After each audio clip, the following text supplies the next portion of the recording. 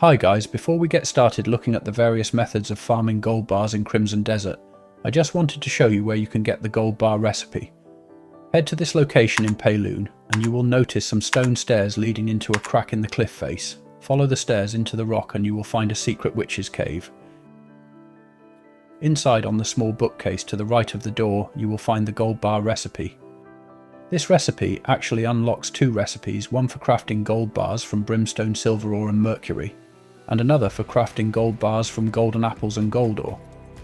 If you don't see the recipe for crafting gold bars from golden apples in your crafting menu yet, that just means you have not yet discovered golden apples or gold ore. For the first method of crafting gold bars, head to this location to the west of Payloon.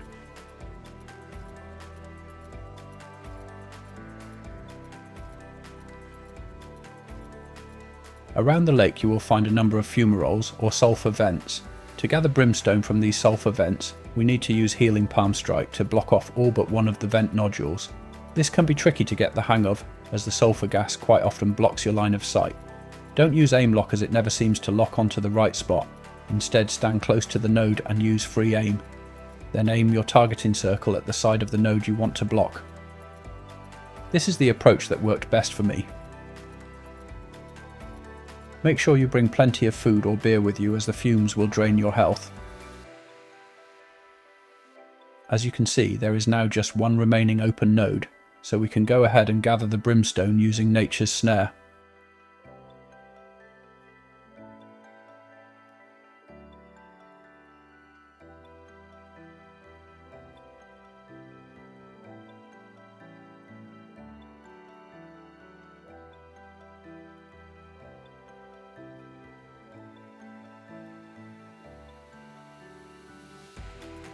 Once a glowing gold ball appears in your nature's snare, just hit your release button and the brimstone you collected will drop to the ground.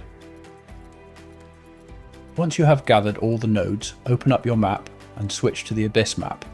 If you have the Abyss Nexus shown here unlocked, you can use it to quickly and easily refresh the sulphur nodes, allowing you to gather them again. Make sure you have a map marker on the sulphur lake, then jump off of the platform and glide west back to the lake. If you have decent stamina, you should be able to glide all the way there by free falling each time your stamina gets low, and then redeploying your glider once your pool refills.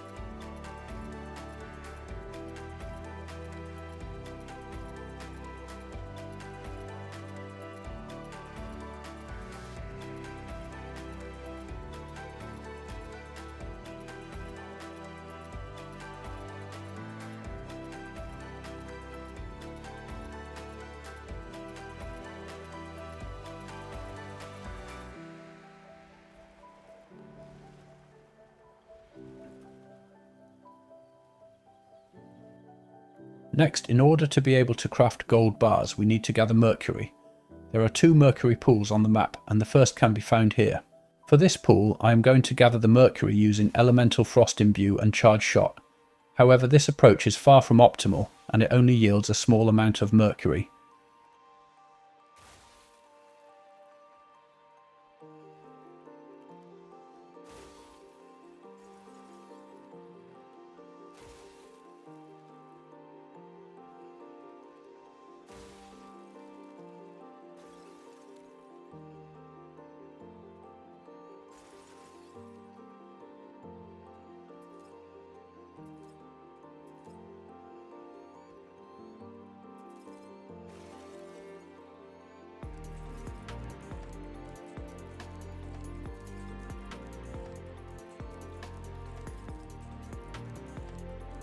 I only managed to get 18 mercury from this pool using the elemental imbue skill.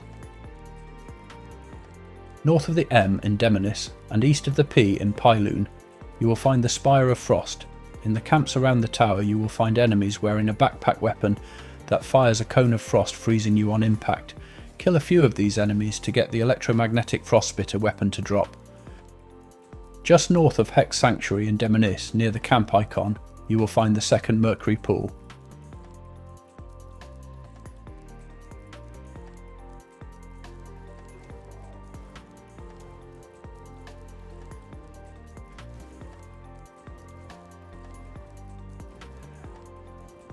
Certified badass.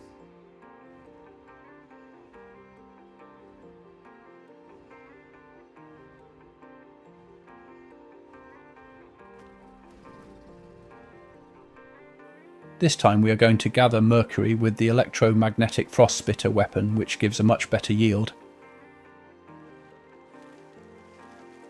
The reason I recommend using the electromagnetic frost spitter instead of the imbue weapon skill for mercury pools is mainly because these pools seem to have been recently nerfed. They now either no longer respawn at all, or have a ridiculously long respawn timer on them.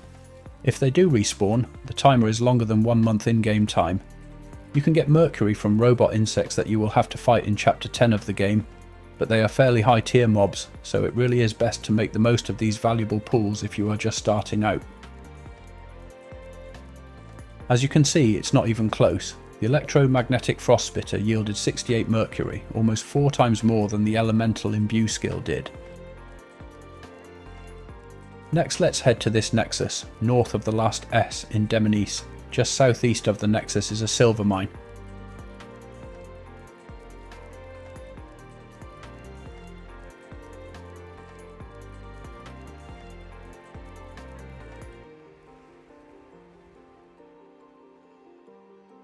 There are 2 holes in the ground you can drop down to reach the mine. One leads directly to the ore, but if you go down the other one, you will need to palm strike through a silver barrier to reach the ore.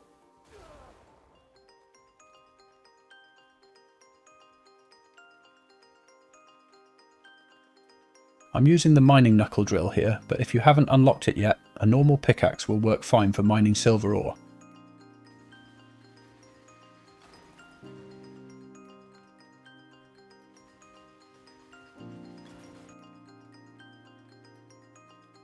Now that we have everything we need to craft our ingots, let's head to the witch hut south of the A in Hernand.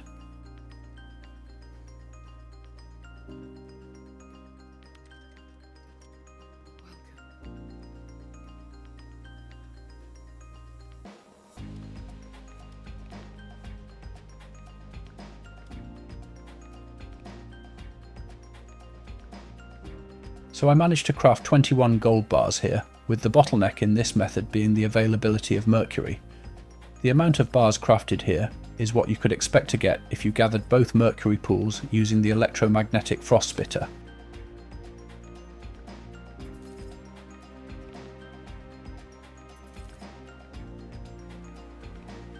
Next, let's look at how to craft gold bars using the second gold bar recipe with golden apples and gold ore. At this location, north of the E in Delicia, you will find a gold ore mine.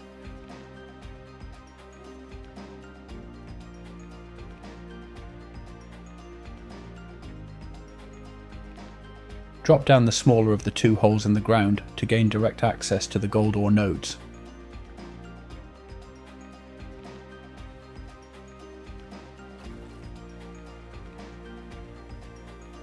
To farm the golden apples needed for the recipe, head to the location shown here just north of the S in Delicia.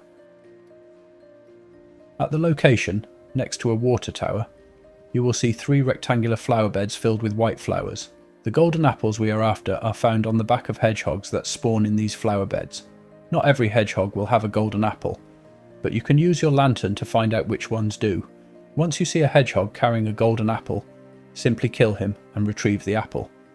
I'm using exploding arrows here as they work well, and because I have 2 tier 3 infinite arrow abyss gears on my bow, I have a 120% chance not to consume an arrow on every shot. Farming golden apples is quite time consuming, and it can be a few minutes between the spawn of each hedgehog carrying an apple, but the fact that gold ore and golden apples have an infinite supply makes this by far the best method of crafting gold bars.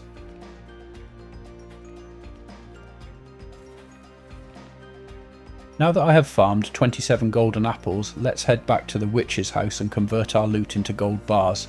The yield with this method is pretty easy to work out, as it's 1 gold apple per bar.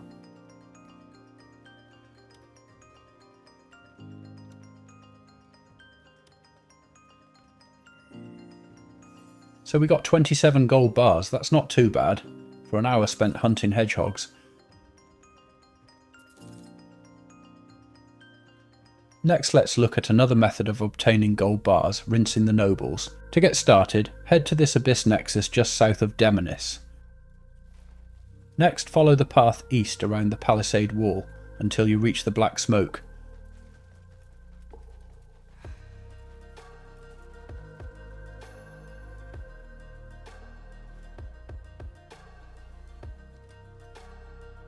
There is actually a Visione memory on this spot here, which you may as well grab while you are here. With this hole here, we won't have to pay the hefty fee anymore. And we'll just skim a small cut for our trouble. This one is fairly low yield, but it does provide a way of obtaining gold bars without any recipe or gathering of materials. In fact, all you'll need is a mask, nimble fingers, and a flexible definition of borrowing. And remember, the only thing heavier than a noble's coin purse is their sense of entitlement. So why earn your own fortune when someone wealthier has already done the hard work for you? All you need to do here is walk around the park checking the nobles with your lantern. Most will just have a coin purse, but some will be carrying a key, which is always useful to have. And if you are lucky, the odd one or two may be carrying a gold bar.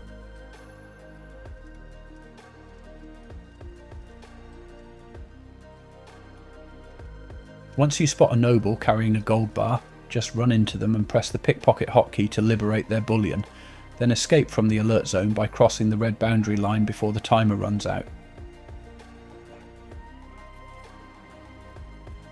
You can fast travel to your camp and then back to the nexus point to refresh the nobles once you have stolen all of the gold bars. Next, let's head to the harpy nest at this location in Payloon. Be aware that this nest is a boss spawn, so if you have not yet killed the harpy boss, you will have to do so before you can loot this area.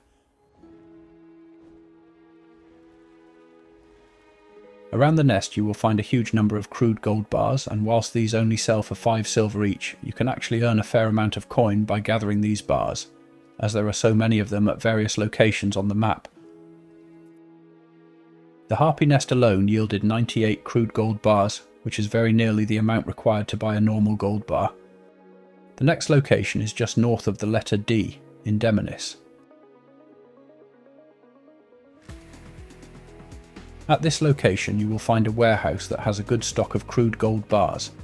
Taking the bars from this location is classed as stealing, so you might want to take out the 2 warehouse workers inside the building before proceeding to rinse the joint dry.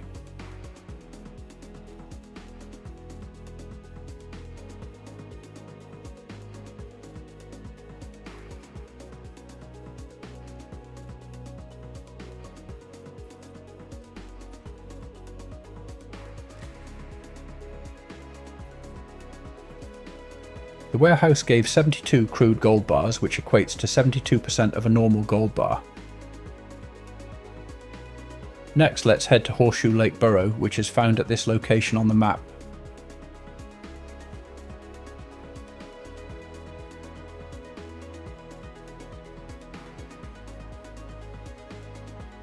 When you arrive here for the first time, the trapdoor will be hidden under thorny vines. To clear the vines, you will need to use blinding light, then hit the hotkey for focus light to burn the vines away, allowing you to access the trapdoor leading to the burrow.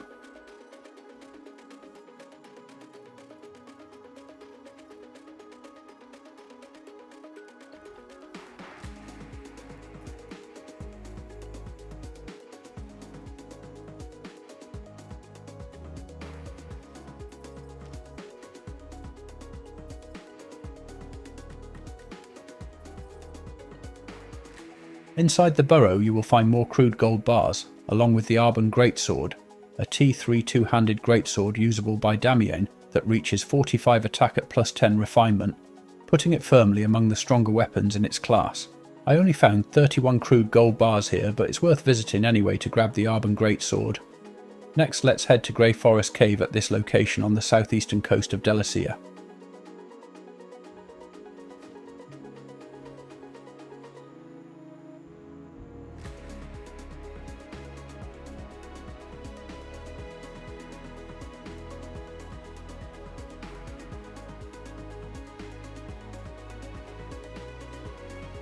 Inside the cave you will find stealable fine art and lootable chests in addition to the crude gold bars we came here to get.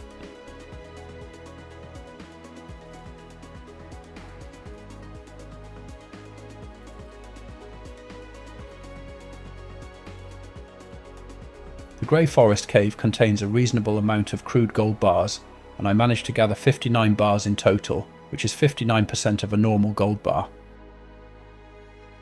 The last location on our list is Delacia Castle, found at this location on the map.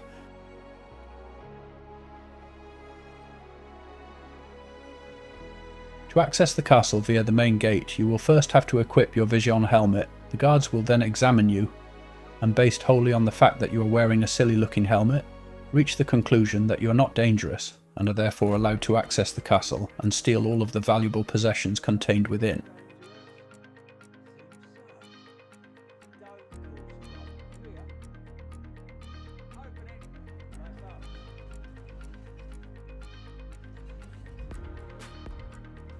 Once inside the castle gate, follow the path forward as it curves round to the left.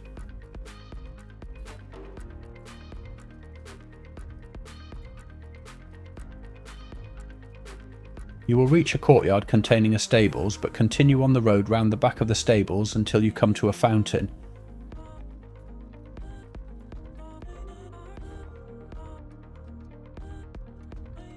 The door next to the fountain is the entrance to the castle we want to take. After entering the castle, take the first door on the right and then go through the door directly ahead to enter the library. In the library, you will see that one of the bookcases is set into the wall. This bookcase is a secret door.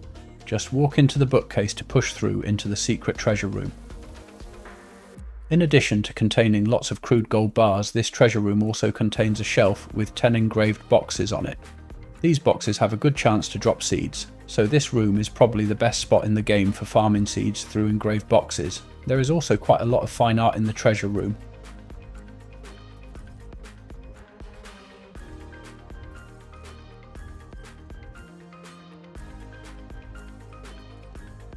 The Delisire Castle treasure room gave 53 crude gold bars in total, which is just over half a normal gold bar. That means we got 313 crude gold bars from all of the locations we visited, netting us 1,565 silver, or 3 gold bars in total. Not a bad method if you want to make money and grab some fine art to decorate your home at the same time.